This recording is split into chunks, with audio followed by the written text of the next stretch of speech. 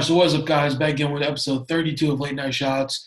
And back on the show, we got Kyonte Hamilton, number one ranked heavyweight in the U.S. So, what's up, bro? Nothing much. Just chilling. I got done practice. Chilling at home right now. Nice, nice. So, obviously, the main reason we're here to talk is about your who's number one matchup, Flow Wrestling, October 3rd. You got Chase Horn, number two ranked guy in the country. So, first thoughts on this match? I think he's decent. I think he's pretty good. But I think that I might be the. I'm pretty sure that I'm the quickest heavyweight we have this year. If not, maybe we've seen in a while. So I think like my combined like quickness and the fact that I have like this really weird slash like funky style of wrestling is kind of different for heavyweights. So I think it's gonna be a real different matchup for him. Yeah, no, I think that's what most guys said about this match. You probably did a little bit looking in the Flow comment sections when you got tagged. And then everybody Yeah. said, you're pretty much a big favorite to win this match. Pretty sure everybody knows that at this point. So, I mean, yeah, it's kind of going in my head to the point where it's like as long as I've never I'm pretty sure Gable said this too, and a bunch of other guys, but I can quote Gable on it like a couple months ago, where he was like, "I've never really tried to like watch somebody else's matches. I've just always known that if I went out there and did what I had to do and wrestled my style, that I was always gonna win." That's kind of how I feel. Like I really don't like watch people like that. I kind of just go out there, use my speed, my quickness, and just take like 7 shots first period and score, and just keep scoring until the end of the match.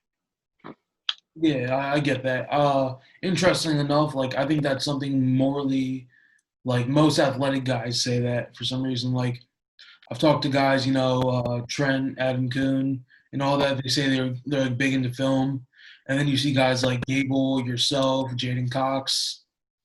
They always talk about how like they don't really care. They're just like, I'm more athletic than dude, and I'm better than him. As long as I do what I gotta do, I'm gonna win. Yeah. Is I don't that know why it's most of the athletically inclined guys, but I just always feel like if I use my speed, especially because I've even been told by like flow like people and like track people that I wrestle like a lightweight, even though I'm a heavyweight, just because I wrestle really weird. I think that most heavyweights or 220s really didn't expect that, especially last year. So I think that's gonna be like the real like difference in this match coming Saturday. yeah, I think that's probably what I've seen too. Obviously, like I can't really pick favorites in this match. I can't really reveal my opinion on this match because both of you guys follow me. I talked to both of you guys, but you're the clear favorite. Chase said it himself. He's like, all right, really got nothing to lose in this match. But as the clear favorite, there also comes with the thing is like I have to win, like right, like that's in your head. Well, there's in the back of your head, it's like you know that you should win this match, but there's always the fact where you have to in the entire match. And Chase is a good wrestler. Don't get me wrong. Chase is a great wrestler. Chase can hang with the big boys. He's younger, but he's still strong as ever and likes to do like freestyle and Greco. So there's always that chance that you can get caught no matter where you are in the period. You can be up by 10 and you can be caught in wrestling. Wrestling's always been a sport where no matter how far you up ahead, you can be caught no matter what. So that's the one thing you always worry about. Even though you're the clear favorite and think that you're gonna like go out here and like win and do this and that, if you get caught, you got to make sure that you're always thinking, don't get caught in this position or in this move. Mhm. So Yeah, so you've obviously like you're number one this year. As a younger guy, you're obviously not going to be ranked number one 90% of the time. There's probably a couple exceptions to that. Gable Steveson, Kyle Snyder, probably the only two I can really think of off the top of my head. But last year you wrestled Hunter Katka, and yeah. then in this situation, Katka's the one seed. You're pretty much the underdog at this point. What's the difference, like your mentality going into that match versus then going to the match with Chase, where people think you're just gonna purely dominate him the entire match? Well, see, most people don't know is about the match I wrestled with Hunter Katka. That was my first like serious freestyle tournament other than Journeyman earlier that year. I had done 2 freestyle tournaments that year that were like kind of out of the blue that I didn't really know I was going to, like whether or not I was going to them because I had school, I had spring football, I had other stuff to do. Ended up just going to wrestle and only lost, I think it was 3-0. So it wasn't that bad, but I knew who Hunter was because I practiced with him. I practiced with him later that year in the Olympic Training Center, and I knew like what his ranking was. I knew he was like this huge, like old, strong kid, and I was kind of the guy that was going in there like Chase with nothing to lose, just go out there, balls to the wall. Now out there, I proved that I could be somewhat good. I mean, I lost, but I in my head back then when he was number one and I was like the unranked kid or the low ranked kid, It was like go out there, nothing to lose, balls to the wall, throw what you have at him, and see what happens. Yeah, so like obviously at the heavyweight division, there's like more than any other weight class, there's a big difference, like the size and shapes of guys. You have these guys like Nash Hellmaker, who are guys like 6'5", cutting from like 320 in the offseason. And then you have guys come to weight class like yourself, super lean, super quick, and keep up strength wise. Like I feel like as far as I've seen, guys that are really quick tend to have like a lot more lower scoring matches with guys who have like the same body type as them. Like looking at a guy's body type, does that really determine like how you go about the match, or is it just like same way every time you attack it? I would say the same way for me, just because I am like the weird body type in wrestling that's tall. So it's like no matter who I'm wrestling, it's gonna be hard to throw me just because I am 6'4". I know that I can defend my legs really well, which is like that's being 6'4" is that legs are always kind of open and there just because you're that tall. But if you know how to defend them well, they can be used as like a strength or an advantage towards you. So I'm wrestling kids. I know that most kids can't throw me, so they don't have to normally worry about being caught. But there's all those strong kids like Chase that have the chance. I would say that mainly, no matter who I'm wrestling, it's just I defend my legs well and I try to just shoot at will. I just go whenever I see an opening. I try to shoot the most unexpected times just to like try to get that takedown. If not, try to push people out of bounds for a stall warning. So it really doesn't matter like your body shape or size for me, because even if you're my size or let's say you're like a lot shorter than me and we get into a scramble, I still hope pretty sure 8 times out of 10 I'm going to win that scramble and we're just going to keep wrestling. Yeah, okay, I get that. Like I've seen quite a few videos of you, like a guy's in on your leg and you're just kind of just like chilling there, insanely calm, just like looking for a scramble, knowing you're probably gonna come out on top of that. It's probably like I think that's you thing you see with like a lot of guys, like at the Division One level, you see bigger guys, just comfortable guys on their legs. They know what their defense is gonna be from that position. Is that something like you've developed over time, just kind of feel wise, or is it something you really work on in practice? Uh, it was kind of feel wise. It was also really worked on because my practice partner normally I have two of them. One of them is like this 27-year-old MMA fighter named Brandon Bullard or Ballard, who's like really like strong and aggressive and like comes at you. So I've had to work on it there. And then I have another practice partner who's 22 at my school, who's also really like short and stocky and strong. So I kind of like developed it just because they could get to my legs like when they wanted to, and I had to like basically work my way up to defending that because they were strong and I had to figure out what to do. And not only that, even though I'm like this like huge big guy, I study people who like defend legs really well. Like one of my favorite wrestlers right now and could be top tier for me of all time would be Yanni, just because of how well he defends his legs. Like I'm not that flexible, of course, because I'm way too big for that. But I study those like moves and some of the situations he hits, and I kind of like pick those up on my own and try them out in practice. Might try them in a match here and there just to see if they work or not. Yeah, I think one of the most interesting matches I saw with him was at Beat the Streets last year with Bajrang Punia, right? You probably saw that Yeah. match.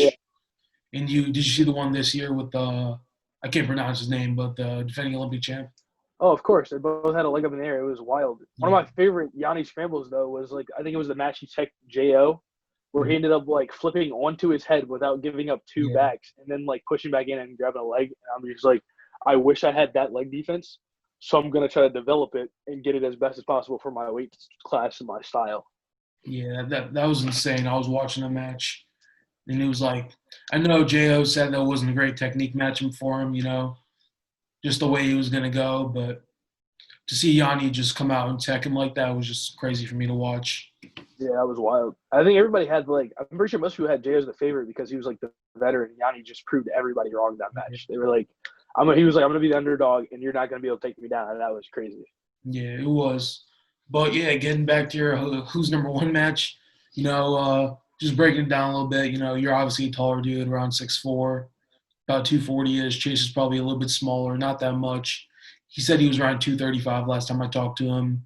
He's probably a good amount shorter than you. He looks about 5'10", I'm assuming, somewhere around there. How do Yeah. you think the height difference really plays a factor in the match? I would say the height and weight play factor because since February, I'm like two. I want to say one of the tweets that came out from like Floor Track was that I weighed in at 257. So I've definitely like outweigh him a little bit, and I would say the height just like it gives him the advantage with me being like lengthy and tall, like with my legs. But I think I can defend those no matter what. and then it gives me the length with like the snap downs and like the drags and the slide bys and stuff like that. Just because I'm longer than him, I'm able to like grab like more of him and like use him for like setups. Just because I'm further away than he is to me. Yeah, yeah. Again, yeah, I was talking to him about that, about a lot of things. He's like, he got to stay quick with his finishes and a bunch of stuff like that. Looking at the match, it's folk style, which is probably going to play a little bit more to your advantage in that scenario. Chase, as far as he told me, he's pretty experienced in freestyle. You said you're pretty new to it as of last year. Being a folk style match, like, what do you think that plays towards your advantage there over being a freestyle match? We'll see the freestyle. I'm decent at freestyle now just because I trained it just because it looked fun to me. And after doing it, I was like, definitely I get into it. But like last year, the one big move I had was a folk style crotch lock. Like that was about it. I would just hit kids with that whenever they came on the leg, just because I was good defending my legs and I could just throw them over. Now with freestyle, I mean with folk style, I can funk, I can roll across my back when I need to. I can do whatever I need to defend my legs. I can hit broomsticks without worrying about who gets the points. It's just a lot more moves you can do with like defending stuff than you can in freestyle. Because freestyle, you're really never on defense. You're kind of either flat or you're on offense attacking. With folk style, you can use defense, as they say, defense is the best offense. You can use defense whenever to set up any attacks, defenses. Like you can set up anything from defense. Yeah, just the scoring opportunities are pretty much endless in folk style. And seeing like these high scoring matches, Seth Gross versus Joe Cologne was probably the best match at Beat the Streets, 21-15, I think. Just both Yeah, guys going back and forth, sick counters, throws, and everything was happening there. that was a wild match. How many like rolls they did at one point? I'm pretty sure there was like a like 8 point like four like it was like 4x4 and one of the scrambles they had. It was Yeah. wild. It's like, you put that in folk style context, that's probably 2 points for whoever comes out on top. Freestyle, every time you cross your back, somebody has to get points there. Yeah. Probably the best part of it, these higher scoring matches. But going into the match, you said you love people on your legs, you love to scramble, do all that. Going into the match with Chase, are you more going to be focused on creating your own attacks or turning his attacks into your points? I would say definitely creating my own attacks just because I don't want to really Chase as I said before is like good. He's a good wrestler. He's doing NC State. He's committed. He's gonna be like a good match. So I'm gonna mainly focus on creating my attacks like I know how, using my setups, my finishes, getting in on legs quick, and just shooting whenever I want to shoot, whenever I see an opening, or whenever I think he's not expecting it. Now, will I definitely use his attacks to score my points? Definitely, just because that's what I've always done, no matter who I've wrestled. It's like I remember I scored a couple times off of Kobe's attacks when we wrestled at National Preps in February. It was like as long as I know that I can score off my own attacks, and then once you get on yours, I have the chance to score on yours, no matter how good you are at finishing or like getting to my legs. I will always have that chance to like score points no matter where I am.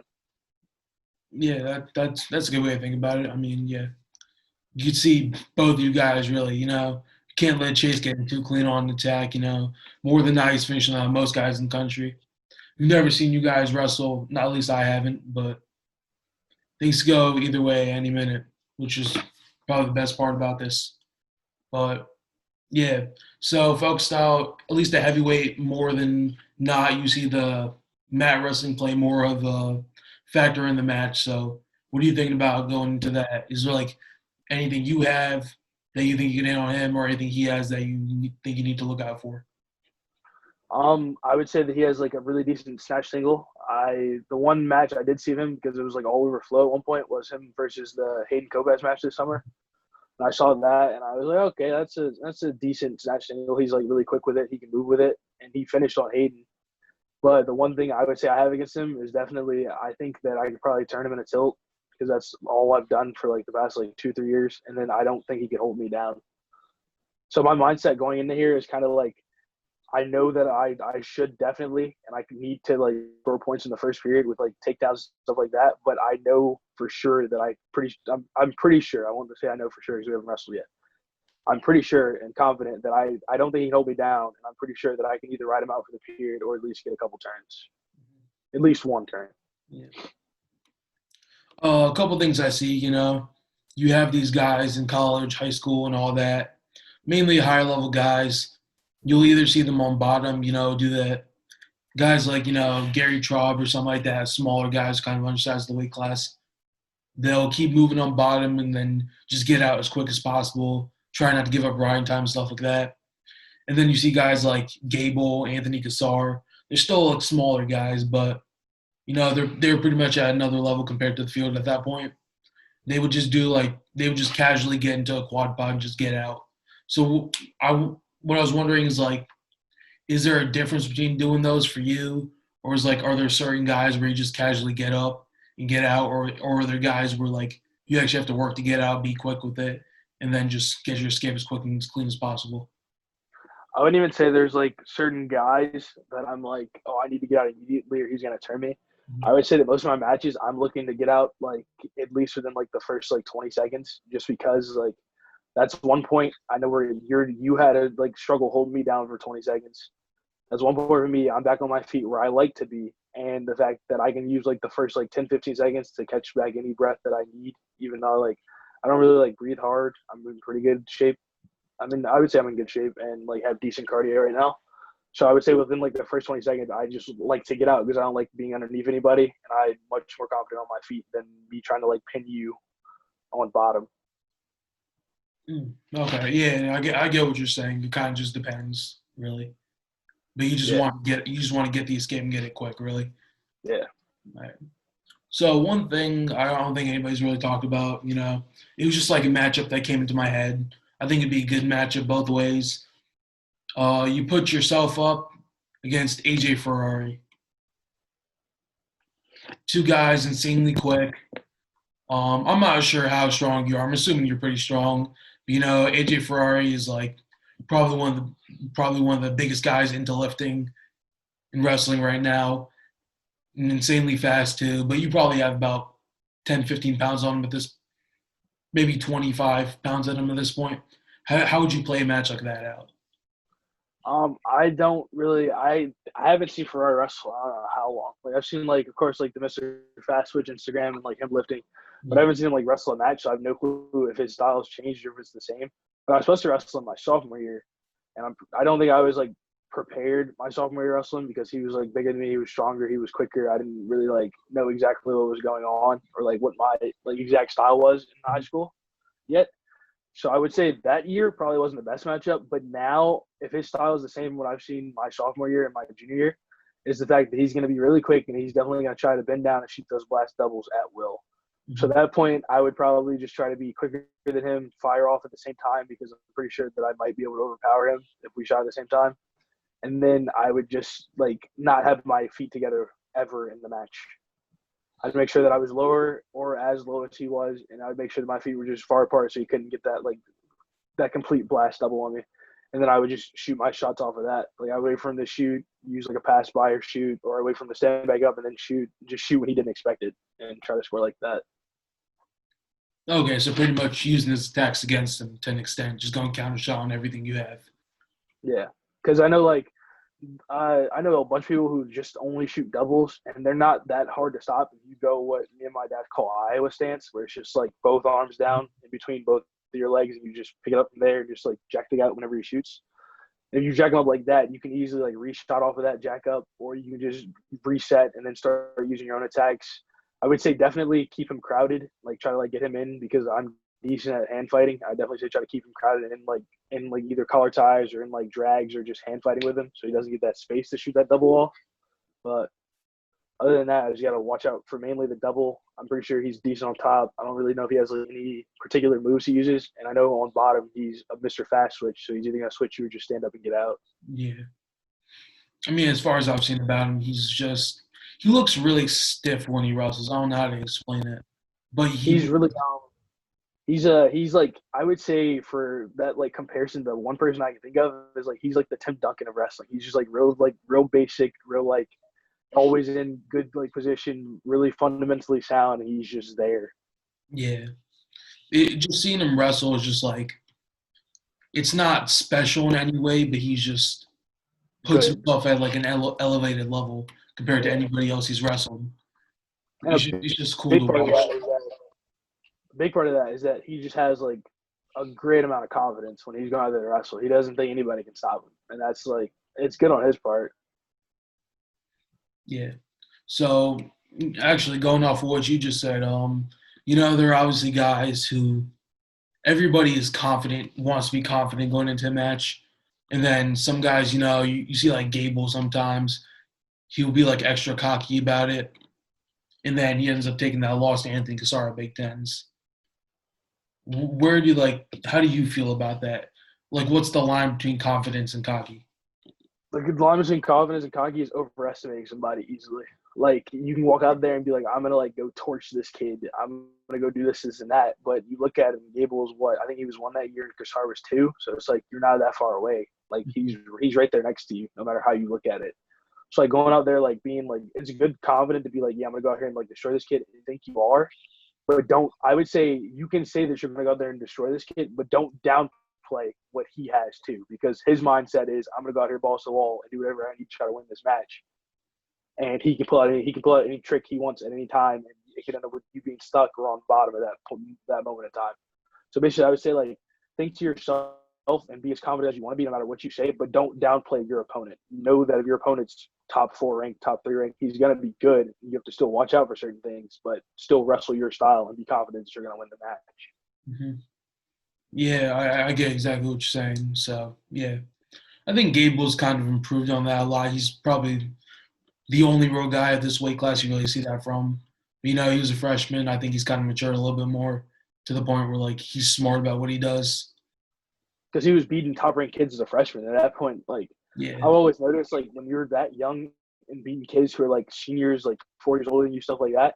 It's not even so much that you're like overestimating kids, is that your head gets really, really big because you're like, I'm a freshman doing this. I wonder what I can do this year. And then you overlook like everybody else in your A class. And then here comes that random Kusar that just destroys that. And then you got to restart from like square one and rebuild that. You don't really have to rebuild the confidence, but you realize you can't be like as overestimating people as you were before. You have to like actually notice what they're good at and what they're gonna do.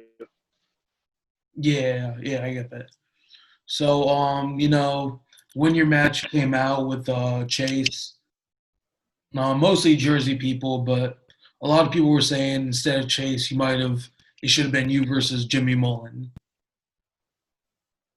I heard a lot of me versus Jimmy Mullen or me versus Deary. Yeah.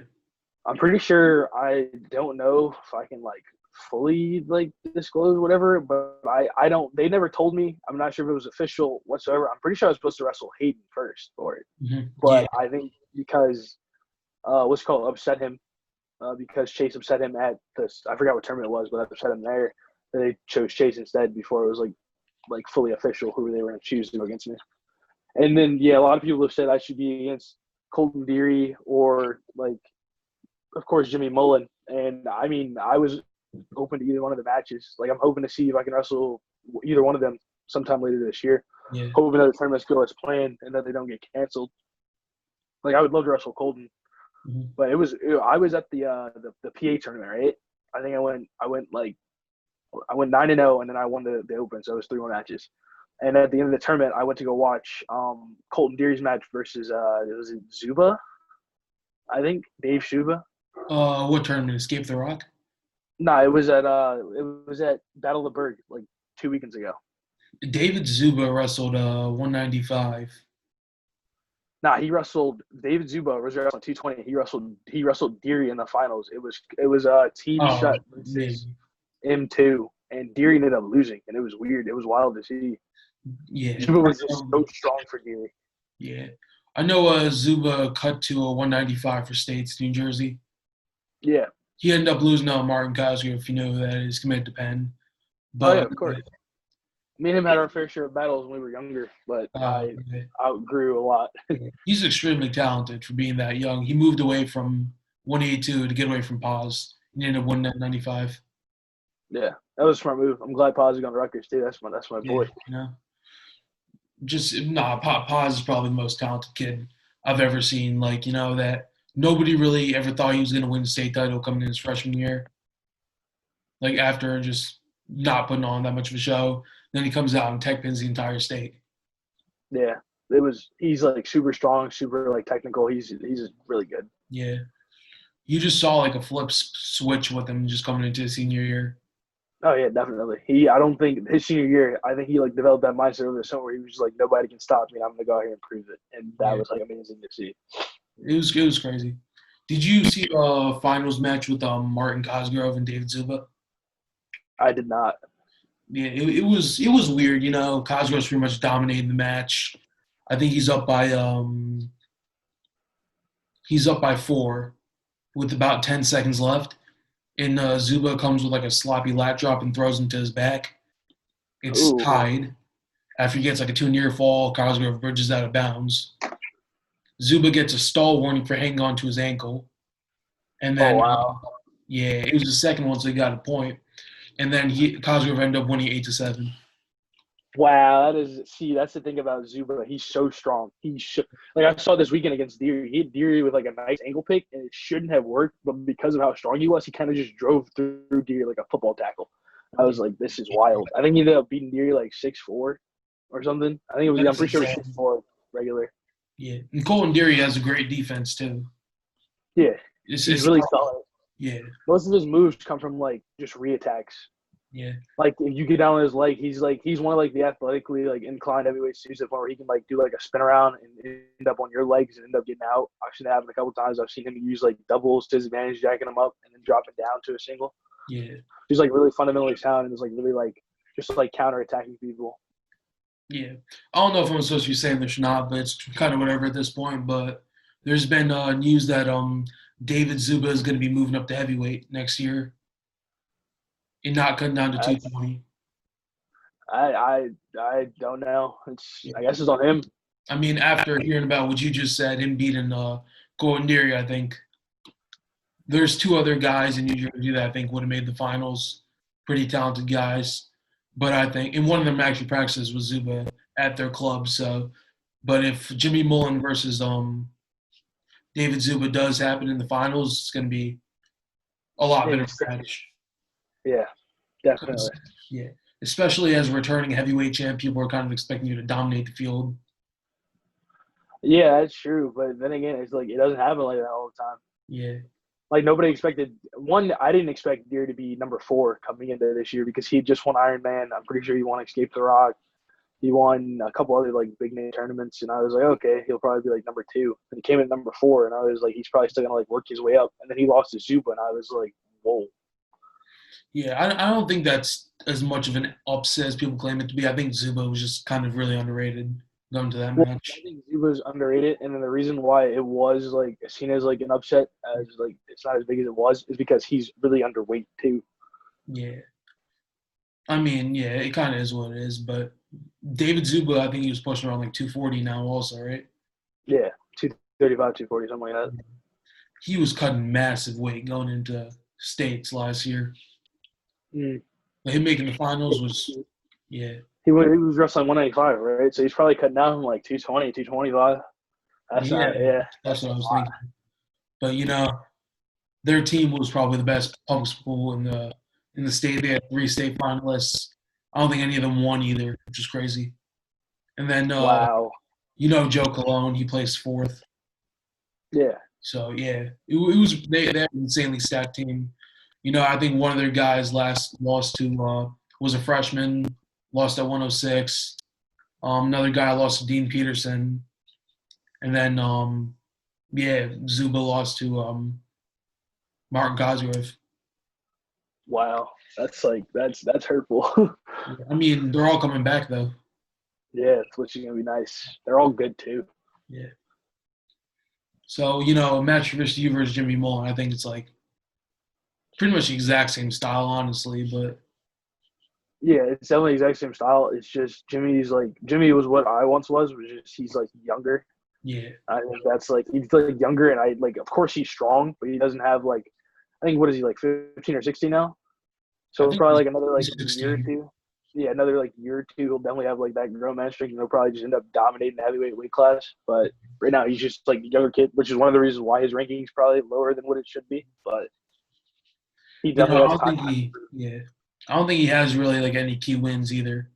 I know his best match was against Cole and Derry where he lost 1-0 at Escape Yeah, the Rock. I think that might be the sole reason, but it could also be argued very easily that Jimmy Mullen's the number 2 guy at heavyweight. So I mean, yeah, there's a bunch of kids there that are like interchangeable. Like the entire top, I would say like top six, top seven is kind of yeah, interchangeable. I think Chase, Hayden Kopaz, Colton Deary, and Jimmy Mullen are kind of It interchangeable. depends on the day. It's like the number two spot to like the number seven spot depends on the day. Mhm. Because like any day Jimmy could upset Colton. Any day somebody could like Jimmy could probably upset like Chase. They're all just it's all just like upsets could happen at any point, no matter like what goes on. Yeah, especially with David Zuba moving into the heavyweight rankings now. I'm assuming. Yeah, most likely. I don't Yeah, I don't know how high he'll be, but he definitely just beat Deary, who was 4. So he'll probably be like I would say hopefully top 10, if not probably like top 13, top 12. yeah. What I'm thinking is they might have to move. I don't think it could work like that because Jimmy Mullen won the state title. Zuba didn't, but Deary kind of beat Mullen. We'll see. I think I would probably say Jimmy moves up above Deary. Deary moves to probably like number 7, number 8, and then just because he's new to the weight class, even though he did beat Deary, he's probably still gonna be ranked behind him. So he's either gonna be ranked at 7, like right before Deary, or he's probably gonna be ranked at like number 10 or 11. Which means somebody in our weight class is getting bumped off the top 20, which kind of sucks. But Yeah, I mean it happens, but yeah. So no, we finished talking about who's number 1. So yeah, I got 2 questions left for you. Nationals 2021. Who's your pick? for what? For like Heavyweight. college Yeah.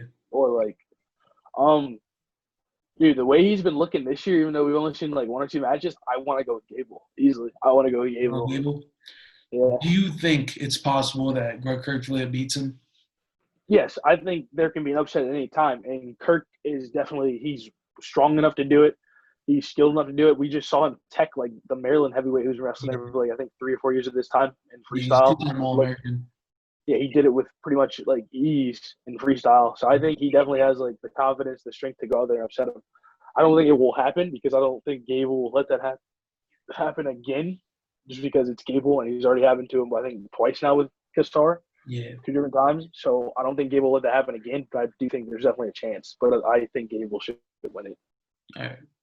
So along with that comes the Olympic trials, right?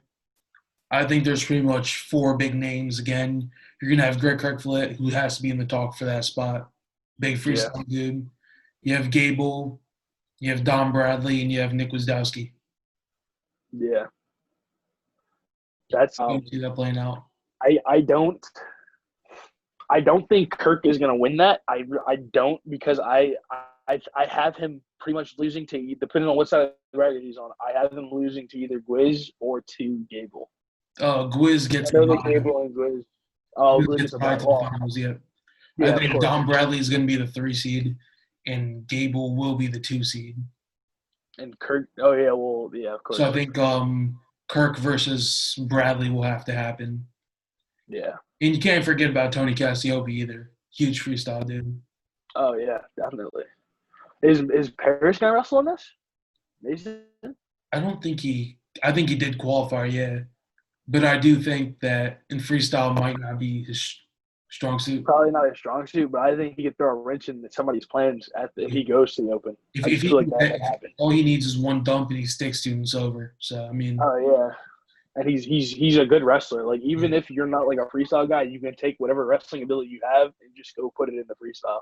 yeah, Like I didn't expect to make Flow Nationals finals or like go. I went undefeated my first day, my first and second day at Journeyman, and I ended up beating Nate Deasy, who was a Fargo champ at Flow Nats, and then I ended up beating my first time wrestling. What's his name? Colby Franklin was at Journeyman. I didn't even know who he was. I ended up beating him, and he won Fargo. I think he won Greco Fargo. I ended up beating him in freestyle like my first tournament. So it's kind of just like I think even if you're not like a freestyle guy, if you take whatever you have and just implement it into freestyle rules, you'll be fine. And I think Mason could definitely. I don't think there's no chance. There's no shot he really like wins it. But I definitely think he could throw a wrench into somebody's plans. Like he go out there and upset somebody, and then that's just done for them. yeah. Because I think all it really takes for him is to have a good tournament. You can very see him versus Gable in the finals of the challenge tournament. Oh yeah, easily. He has the ability to do whatever he wants. He can upset people. He's strong enough to throw people. All Yeah, he literally has to do is learn like a body lock and a lat drop that's going to be effective, and he should be yeah. straight. It's like that dump is a 4 point move, you know. Yeah, and he's really good at it. He hit that from any position and is nasty with it. So If he gets you on your back, there's you're not most getting likely no. not enough. But see, I think with like I think he would have to use like a surprising move against people because so many people are going to be looking for that dump, especially if he does go to the open and wrestles freestyle. That he's probably not going to get it that often. You might get it like once or twice, but I don't have him getting it against like Gable or Kirk just like off the back. People are going to be looking for it. So he has to hit something like surprising, like an arm toss. This shit, he has to hit something. I think he can do it, but he has to hit something different. Mhm. I think Don Bradley may be the one guy he can hit it on. Yeah, Maybe interesting though, you know. I think a lot of people actually have Don Bradley winning the spot this year, which I think is an interesting pick. You know, it could I very mean, well. I have to give it to the guy that won last year. I think that Yeah, Gwiz is still gonna like keep his spot just because Gwiz is like he's too dirty and too nasty for like the younger guys. So I think Gable definitely has a shot. I think they all have a shot, but I just don't see it happening like outright. Like I can't walk into there like I couldn't like put all I would put have to put all my money on Gwiz if I had to bet it because he's already won it. He's beaten most like the top tier guys beforehand. I don't see him losing that spot this year. I think you know, Gwiz and Gable have to be the top two guys either way, but I think no Yeah, matter which one of them get the spot, they're both getting a silver at the Olympics. So I don't think anybody's beating Taha a goal. So I don't think so either. He's too good. I don't think Gwiz is beating him. I don't think if Gable wins, he's beating him. Like Gable would literally have to train like a good year just preparing for him. Just that's it. Just him. it's crazy how talented he is. He's Yeah. still young too. Yeah. And then there's the other guy who beat him in the World Finals last year. I know you're talking about. I'm forgetting his name right now. Yeah, I know Petriashvili from Georgia. Yeah, that was wild. Yeah, he just kind of gassed him out. I was kind of shocked when that happened too. That's the thing though about like U.S. wrestlers is like the thing with like I would say the gas tank we have just because we have to wrestle like those 7 minute periods like and there's really no breaks in between. You're kind of just like kneeling down waiting for that coin toss and that's it. So there's like I guess you get the break in between the 6 minutes, but if you can gas a guy out, like I remember I think Yanni got a guy disqualified last year for just literally just gassing him out and kept pushing him out until the guy couldn't continue and he just like got him DQ'd. So I think we have definitely better gas tank than most like other like countries, but it depends on whether or not they're good enough to like throw you in that first like 3 minutes or get you on your back and tech you. Yeah, I think that's something. I think if Jaden Cox versus Live does happen, that would be Yeah. the only reason I would want to take Jaden Cox. Yeah, I got you. Who do you think is going to win between the Cox Snyder match? That's going to be a good one. I don't think it's gonna be close, honestly. You think it's going to be Jaden? I think the way Snyder's been wrestling recently just isn't what he's capable of. He's not. He's not beating Cox. I don't think he's beating Cox either. I don't think he's been wrestling the same way. But, you know, I think Yeah. Jaden's gonna be a lot more fresh going into that match, being that he doesn't have to wrestle Bo Nickel anymore after he dropped Yeah. down 86. So I think he I might mean, be wrestling Colin Moore actually or Hayden Zilmer. I think that if they do wrestle, I think he beats Kyle Snyder. I think that's easy. Now, I honestly I want to go with JB because he's the favorite, but I don't know who's gonna win between JB and Kyle Fake. Like JB's beat him like I think twice now, like Yeah, when they wrestled earlier. But this year, it just seems like Kyle's just like a different person. He's just ready to like go to work, and he beat Chamizo. But in uh, that match, I don't think Chamizo was going full out. Like you could tell that because at the end of the match, he definitely could have scored at least one or two more I'm gonna be points. completely honest with you right now. I think that if Chamizo and Dake do wrestle again, I think Chamizo takes it. Yeah, definitely. I don't because Shimizu's known for like not showing like what he has, like his full bag of tricks until it like really counts. Yeah, And we see him do it with Burrows. He's like that like shout out a tournament against Burrows, or he's like wrestled Burrows and then like lost, and then like later that week, or like he could probably do it like the next day or a month later yeah, and just end up beating Burrows just because nobody's really seen his full bag of tricks. He like keeps them hidden until it counts completely. yeah. I mean, I'm gonna make a bold call. I think because you have to realize Kyle Dake has to wrestle Isaiah Martinez, who's proven himself to be at this level now. You know, after being Yeah, Jordan top Burns that dog. one time. Kyle Dick's probably in the best shape compared to anybody in the country. Just the way he trains, he's pretty much proven it. But I think that match may take a little bit of a toll on him because I think that's best of three too in the challenge tournament. Yeah, Yeah, I don't know who wins between that. Either. I think Kyle Dake does just because he's like the veteran. He knows like he's wrestled like on the world teams. He's done like the Olympic trials many times before this. So I think Kyle like wins the match between him and Imar, but I don't know what's gonna happen after that. Like I'm pretty sure I have JB winning just because I'm a JB fan. I yeah, like JB always have, and I want him to win the match and go to another World or Olympic Games. But I don't know like for sure that JB's like definitely gonna win this. yeah. I think if he does win this, I think he does win the gold medal, and then he Definitely, I then would just say end it off. the gold and silver like medalists like in this, if you could have two guys from like the same country, it would definitely be Kyle Dake and JB this year. I mean, you got Chimizo in the mix Or too. you have Chimizo, but I see Chimizo just Kyle Dake just beat him, but I mean I think Chimizo definitely wins it. But then again, Kyle Dake always has a chance because that confidence that should like he just beat Chimizo is still gonna be there, and he's thinking I can beat him again if I have to. Yeah, no, that's a fair point. You could easily throw Isaiah Martinez out there, and he might just take bronze because you Yeah, never really know what could happen with any of these guys. But yeah, it's all wild out here, bro. it's crazy that you have Kyle Dake, four-time national champ, David Taylor, a four-time finalist and two-time national champ, just never make an Olympic team before. Yeah, that's so wild. That's like one of the craziest stats you hear. Yeah, They've done so well in the country that there's always been, well, not always been, but there's mainly this one guy they can't beat who's just there, just like waiting for them to come up and try and then knock them back down. I want your opinion on this last thing before we start to close it up. Okay. Say if you were Kyle Dake and Yes. you had the opportunity to wrestle for a different country also. Say if your family came from a country but you just live in the U.S., would you consider going back to that country if it means you're making an Olympic team? See, Because I know the one guy who did do that was Mardezi. yeah, see, I don't think I would because let's say he does wrestle Jaden Cox, right? And in the wrestling for the world team spot. You know that once you win that match versus Jaden Cox, if you can win that match, you make the world team and you basically have an automatic gold medal because you know that if you beat Jaden like that, you'll most likely win against anybody else. Jaden, what I think he went 42-0 versus the world last year, which Yeah, is but like then you got Sajulai ahead of you. So I mean, pretty much any other weight class he has though. yeah. But I would say like 42-0 versus the world, you beat Jaden. You're pretty confident going in that you just beat Jaden, who went 42-0 last year. But then you have like another matchup that's going to be hard. But I think it's going to be harder if you transfer like if you go like a different country. Just because then you have Jaden and who else did you say? I forgot. Isn't Sajulai. that what guys? Yeah, you have him and Jaden to go against now. You have Yeah. to worry about two instead of just worrying about one if you end up Well, beating Jaden. yeah. But the Olympics is like a one in a lifetime opportunity. You know what I'm saying? Yeah. I don't know. That's hard to tell. I really don't know what he like if he could do that or in that circumstance. I don't think I would just because I would want that battle versus Jaden. I would want to beat him in our home turf and then take his spot and go. But I don't know if like I don't know what the better option would be. Yeah. I mean, I get that. I mean, if I'm being completely honest, I would probably do it, but just for the experience. But like it could be taken like multiple ways, like from the actual country, because you have a lot of guys bashing like Stevan Miocic, Sebastian Rivera for trying to go to different countries to make like their world team and stuff.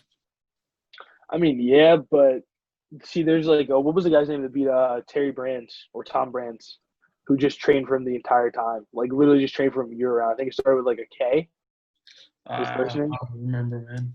It was on like the brand story, and there was Yeah, this guy who ended up like beating. I think he beat Terry, and Terry like went into hiding for like a couple months, and ended up beating Terry, and that was all he trained for. Like I feel like Snyder could do that, but it would take like all of his energy from like wrestling and just practicing just to train for Jaden. Like that was it, and that's what he did. He ended up making the Olympic team that year, which was yeah. kind of wild. I mean, I either think it's way, possible. if you were to look at it from either of their perspectives, for Kyle Snyder, you have to beat Jaden Cox, but then Yeah, it's not over. You know what I'm saying? Like, if you can't beat Saji Live, his goal is to repeat as gold medalist. Yeah, And Cox's goal to prove he's number one in the world. yeah. And So I think Jaden can do it. yeah, I think it's really between Jaden and Sajulaev, to be completely honest. I don't really like Kyle. The way he's in wrestling doesn't look like the old Kyle we knew and loved, like the one who could just like go out there upset anybody. It just doesn't look the same. yeah. Now he did go. I think he's at Penn State's training center now. I think he's out there now. He moved from Ohio State, so he could have changed. He could be training with way better partners or way better people. But I just don't see him beating Jaden and beating Sajulaev. Yeah. So I think the most interesting one has to be. I think the finals might even end up David Taylor versus Bo Nickel. that would be amazing. I don't know who wins that match. I would say I want to give it to the Magic Man just because I just saw what he did to Miles Martin, and that was wild in itself. He just completely demolished Miles Martin.